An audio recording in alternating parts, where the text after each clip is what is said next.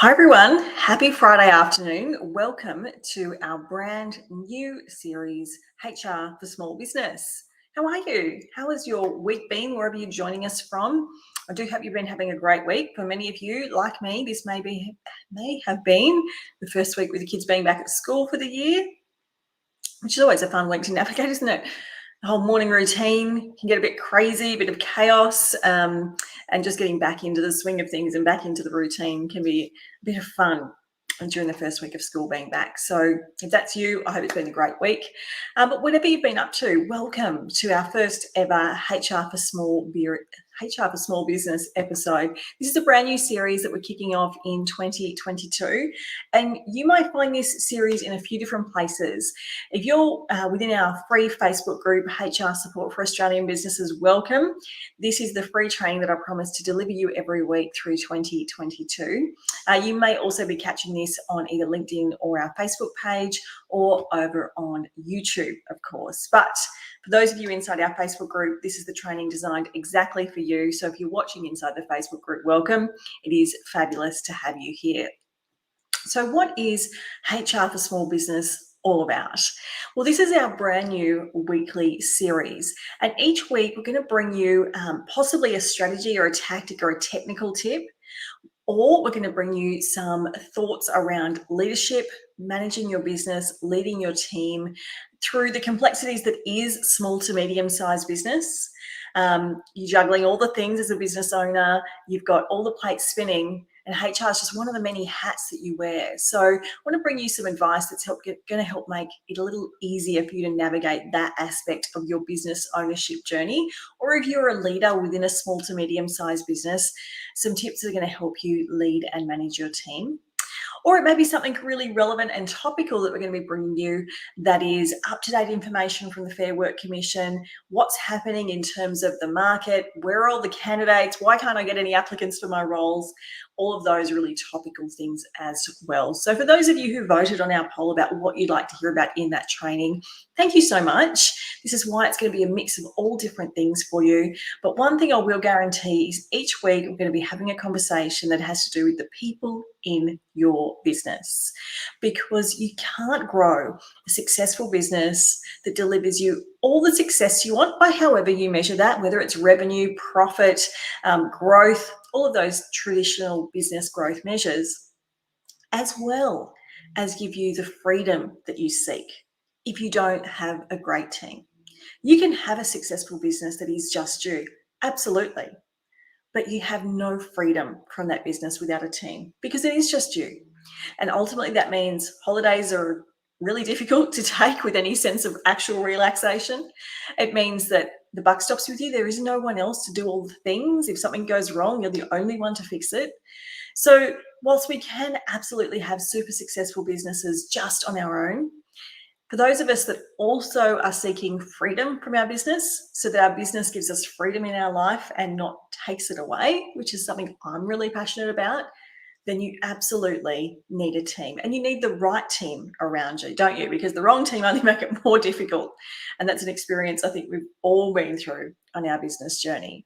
So each week here on HR for Small Business, I want to be able to share with you some strategy or tactic, tip, tool, information that's going to help you to grow and build an amazing team, a team that's going to give you the success without making life harder for you, and a team that's also going to help you get freedom in your business so that you can go and enjoy the things you want to be doing with your life, and your business is supporting you in doing that.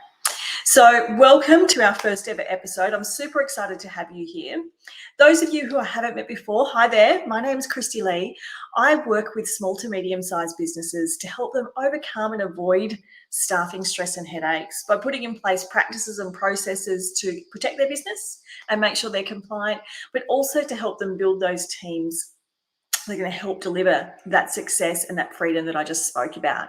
And I do that through a couple of ways. I have an online community known as People Powered HR, where I work with members day in, day out to help them build those teams. And I also have a one-on-one consultancy practice where I deliver online HR support to businesses largely throughout Australia, but also in other places around the world. But my technical knowledge in terms of compliance and all the laws and legalities really does lie within Australian workplace relations laws.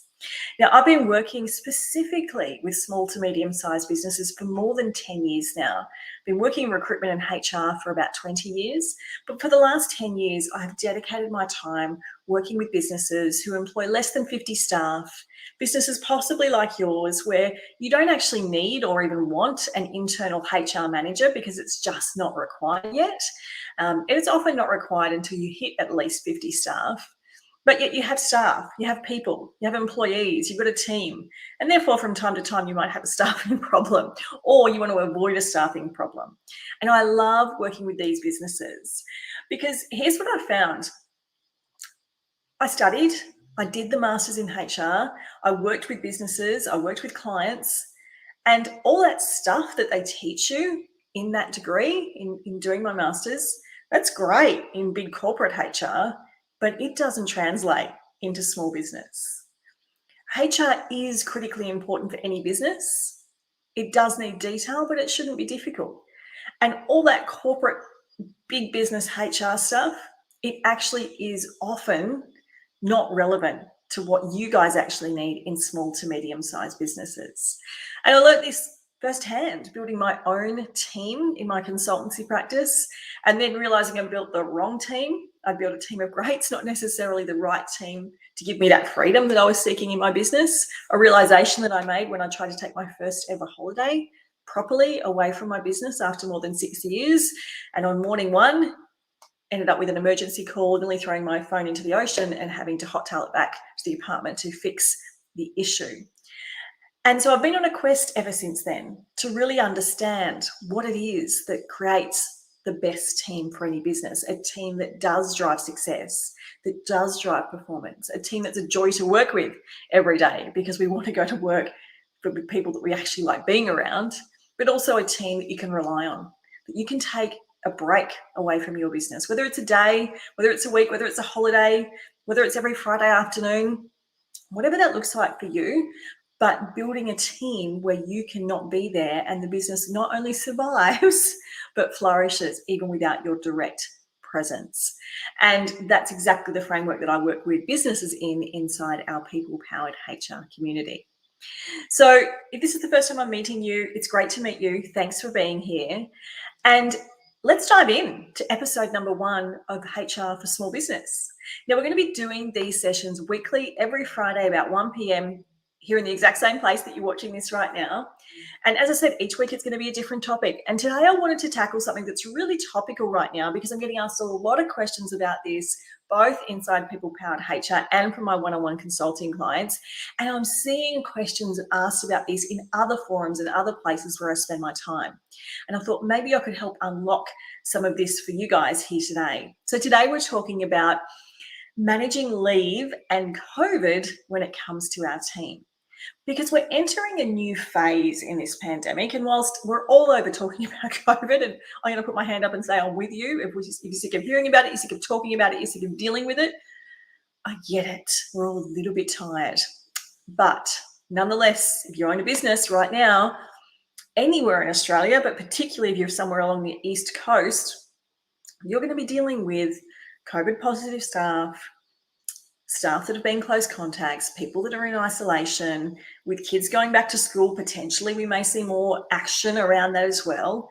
So what on earth do you do when it comes to leave with your staff during this time? And this has been a particularly tricky phase to manage because we're heading into this new phase, because we no longer have the same structure around public health orders, around rules that we had to follow in the earlier stages of the pandemic. And whilst at that time, those rules were all very tricky and challenging and confronting, and, sometimes were very difficult for many of us.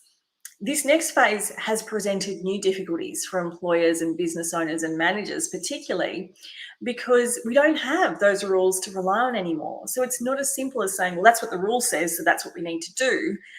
There's a lot of rules that just don't exist. And so as employers, we're being forced to make the decisions, to navigate the complexities, to actually put in place rules on our own, which feels sometimes more overwhelming, more daunting, more stressful, because we don't want to do the wrong thing. We want to look after our people, but we're trying to run a business and we need to service our clients. And how do we possibly manage this? And I think what's really important to know when we're talking about how do we navigate this, what leave applies when, is that I'm going to share with you in a moment a really practical diagram that's going to sort of show you how to navigate that in terms of what we know right now, which could change. But over and above all of that, consultation is king. Everything is possible by mutual agreement. So don't forget, amongst all of this and trying to figure out the rights and the wrongs and the rules and the laws and the public health orders, talk to your people, because you will be able to come up with a solution that suits you all best, but you can't do it until you open up the lines of communication and listen to where they're at and make sure they're hearing where you're at and finding a solution that works best for your circumstances, for your business, and for your people in the environment that you're working in right now, because for each of you, that is slightly different. And in every state, the rules are slightly different, which really doesn't help us, does it? It just makes it more and more complex. So understanding that we are in a new phase, that we are in a process where employers are being forced to make more decisions, to navigate more complex scenarios without the safety net of public health orders and legislation telling us what to do when. But talking to our people can be key to actually navigating this really effectively.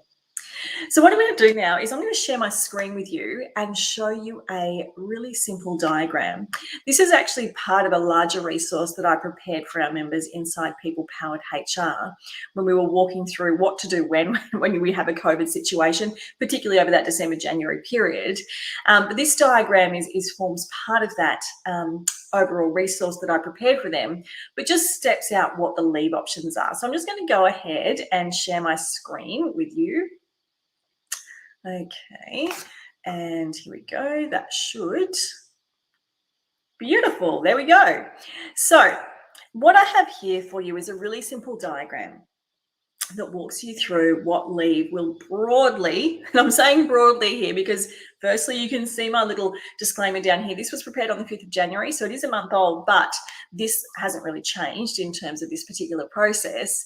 But also your particular scenario may be slightly different. If you've got critical and essential workers, as your state or territory defines those, may be different. Your public health orders for your particular state or territory are different. In fact, inside People Powered HR, we were discussing this, we were navigating this, and one of our members came to us and said, so my staff member couldn't work because they had to self-isolate because she, the business owner, had tested positive. And in the state I'm in, I'm based in New South Wales, by the way, that would not have been a close contact. So there would not have been a self-isolation requirement. But in the Northern Territory, where this business is based, they were deemed a close contact. So there was a self-isolation requirement. So all of those things will depend on whether they're a close contact and what kind of leave will apply. So first things first, let's run over here. If the employee has COVID, they're sick, whether or not they're showing symptoms, it doesn't matter. They have an illness that's preventing them from working. They are sick. Therefore, it is sick leave that applies, as we can see down here. So if they have COVID, they are sick, and sick leave applies. That's for their entire 7-day isolation period, or if your isolation period in your state or territory is different, but I think everyone's on 7 days at the moment. For that entire period that they have to self-isolate because they are positive to COVID, they are on sick leave. Now, for most of your team, that might be paid sick leave if they are permanent part-time or full-time. But for our casuals, that might be unpaid sick leave. But they're on sick leave. Done. Now, an employee who is a close contact and has symptoms, so has some illness, even if it's not positive to COVID right now, again, they're on sick leave. If your employee has any type of illness or injury that is preventing them from coming to work, they are on sick leave. They're the easy ones because we know they're unwell. This is where it starts to get a little bit more complicated.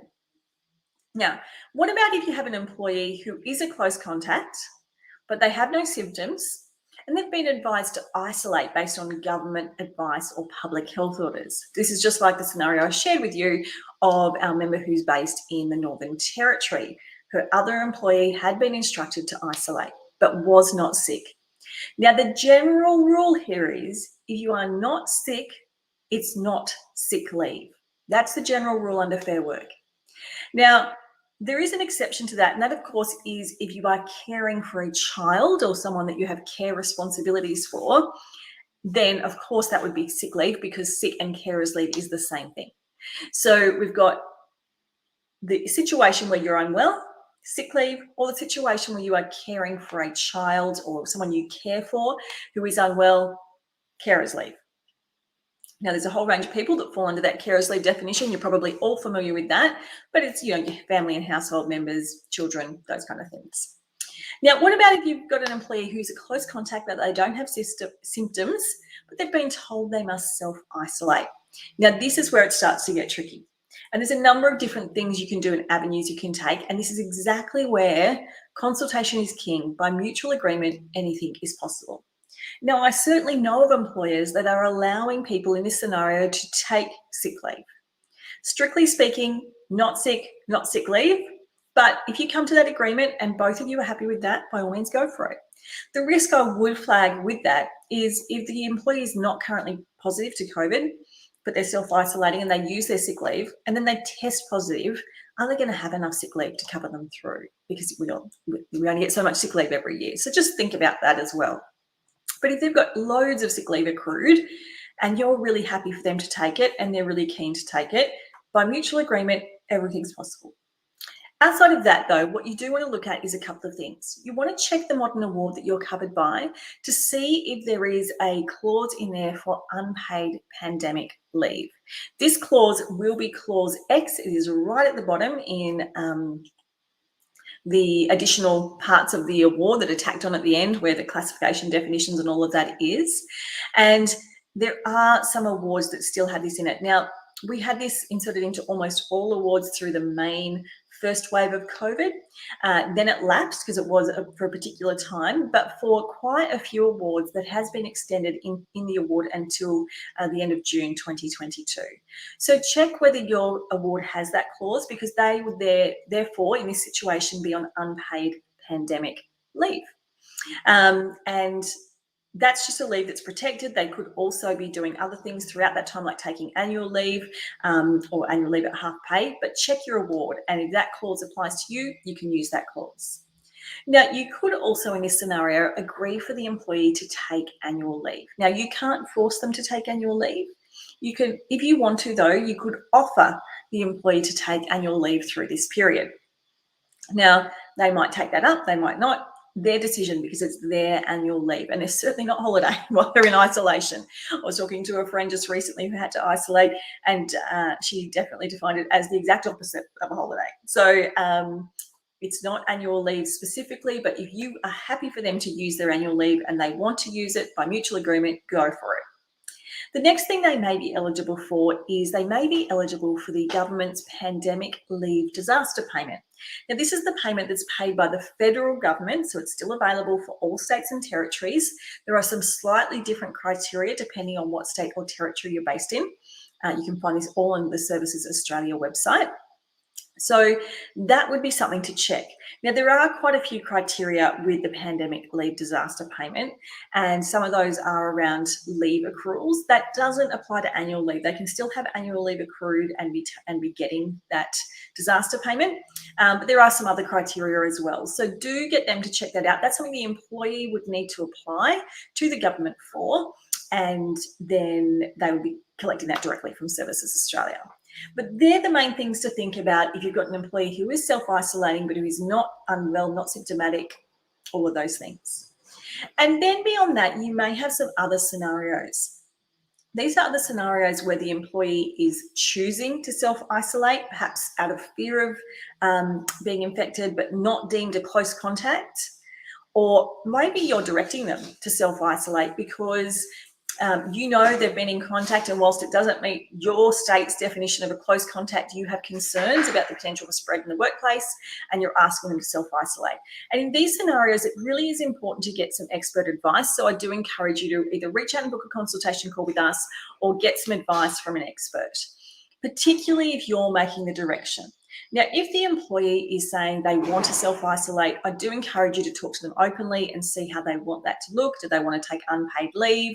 How long can you really tolerate that for as a business? And this is where you may need to get some guidance and advice, because they may have a genuine fear or concern, and it may be quite justified if they've been in an environment where they know COVID has been circulating. But if you're making the direction yourself, then you do really need to get advice, because it's not as black and white. Generally speaking, if you're making a direction that the employee has to self-isolate, but there is no public health order requiring it, they don't meet the definition of the close contact in your state or territory, and none of those things apply, then you're really probably going to need to pay them for their time and it not come out of their leave, because they're ready to attend work. They don't meet any requirement not to be working, and therefore the onus may fall on you. So this is why in these scenarios it is important to get some expert advice, but that would be a very much a minority situation that you're dealing with one of those complex issues. So just to recap, if the employee is sick with COVID or without, it's sick leave. If the employee is caring for someone who they have care responsibilities with COVID or without, it is carer's leave.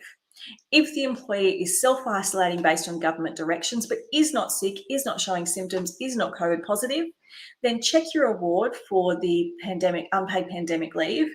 Look at what you can mutually agree to with your employee around the other types of leave they might have available, or see if they're eligible for their pandemic leave disaster payment. They're the key things you want to be thinking about when you're thinking about managing leave and COVID with your employees. Now, I hope that graphic was really helpful for you. I know our members inside People Powered HR found that really beneficial when we were right in the thick of it in January, trying to navigate all the, so many staff off. And this is a continuing pattern and, challenge for business owners as we move into February. I know many businesses are facing this challenge still. So I hope that's been helpful, and that's going to help you navigate the complex issue of managing leave and COVID when it comes to your staff. If you do have any questions at any point, though, whether you're seeing us live or catching the replay, feel free to post questions, comments, anything at all into the comments. If it's not live, I'll definitely go back and check the replay comments as well. Now, if you do have any particular topic that you would like us to cover in a future episode of HR for Small Business, please leave a comment below this video, wherever you're watching it, and we'll make sure we schedule that in and have that coming up for you. But that's a wrap for today's HR for Small Business. Thank you so much for joining me. It's been great to have you here. Go ahead and enjoy your weekend, and I'll be back next Friday for episode 2 of HR for Small Business. Take care.